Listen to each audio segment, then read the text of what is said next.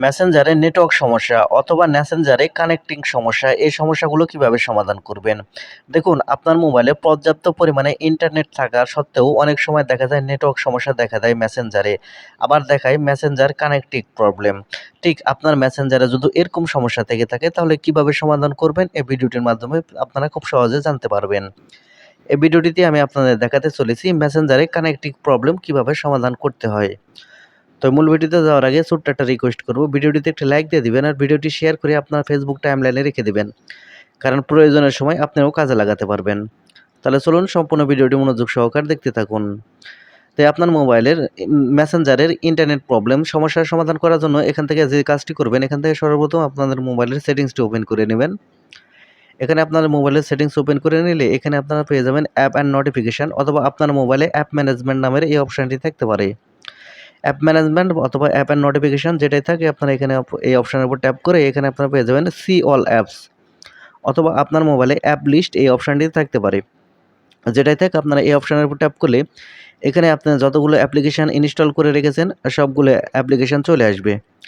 এখন এখান থেকে আপনারা স্ক্রল করে নিচের দিকে চলে আসবেন। এখান থেকে আপনারা স্ক্রল করে নিচের দিকে চলে আসলে এখানে আপনারা মেসেঞ্জারটি খুঁজে বের করবেন। দেখতে পাচ্ছেন আমি এখান থেকে মেসেঞ্জারটি খুঁজে বের করেছি। এখন এখান থেকে এই মেসেঞ্জারের উপর ক্লিক করবেন। মেসেঞ্জারের উপর ক্লিক করলেই আপনাদের এরকম ইন্টারফেসে নিয়ে আসবে।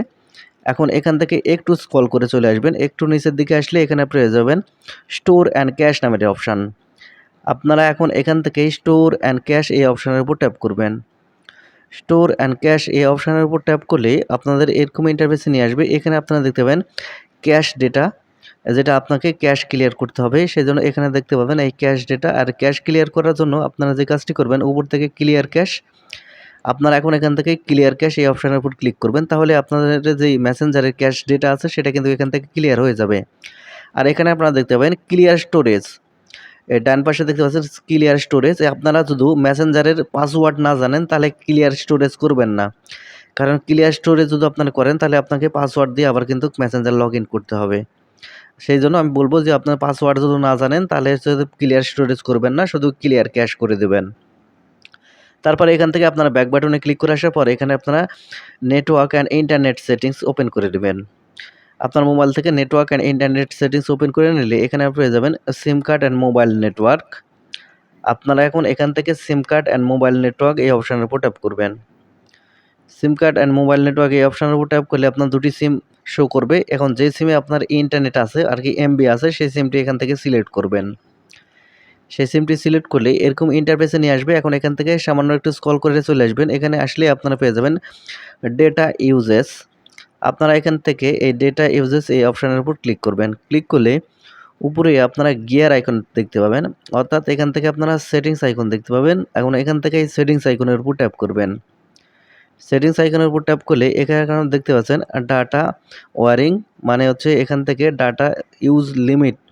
এখান থেকে আপনারা যদি 2 জিবি বা 1 জিবি করে রাখেন, এখান থেকে আপনার 1 জিবি যদি শেষ হয়ে যায় সেক্ষেত্রে দেখা যায় যে আপনার মেসেঞ্জার কানেক্টিং প্রবলেম দেখায়, আপনার মেসেঞ্জার ওপেন হচ্ছে না, এরকম সমস্যা দেখায়। সেজন্য এখান থেকে আপনারা আনলিমিটেড যেটা আছে সেটা করে রাখবেন। তারপরে এখান থেকে আপনারা নিচের দিকে আরেকটু আসলে এখানে আপনি পেয়ে যাবেন প্রিফারেড নেটওয়ার্ক টাইপ। আপনারা এখন এখান থেকে প্রিফারেড নেটওয়ার্ক টাইপ এই অপশানের উপর ট্যাপ করার পর এখানে যদি আপনার যদি 3G বা 2G করা থাকে, টিকমার্ক হয়ে থাকে, তাহলে কিন্তু আপনার মেসেঞ্জার চলবে না, কানেক্টিং দেখাবে। সেই ক্ষেত্রে আপনারা যে কাজটি করবেন, এখান থেকে যে 4G আছে এই 4Gটা সবসময় এখান থেকে আপনারা সিলেক্ট করে রাখবেন। আর এসব সেটিংসগুলো করা হয়ে গেলে আপনারা যে কাজটি করবেন, আপনার মোবাইলে একবার বন্ধ করবে আবার চালু করবেন, তাহলে আপনার মেসেঞ্জারের এই সকল সমস্যাগুলো সমাধান হয়ে যাবে। তো বন্ধুরা, এই ছিল ভিডিওটি।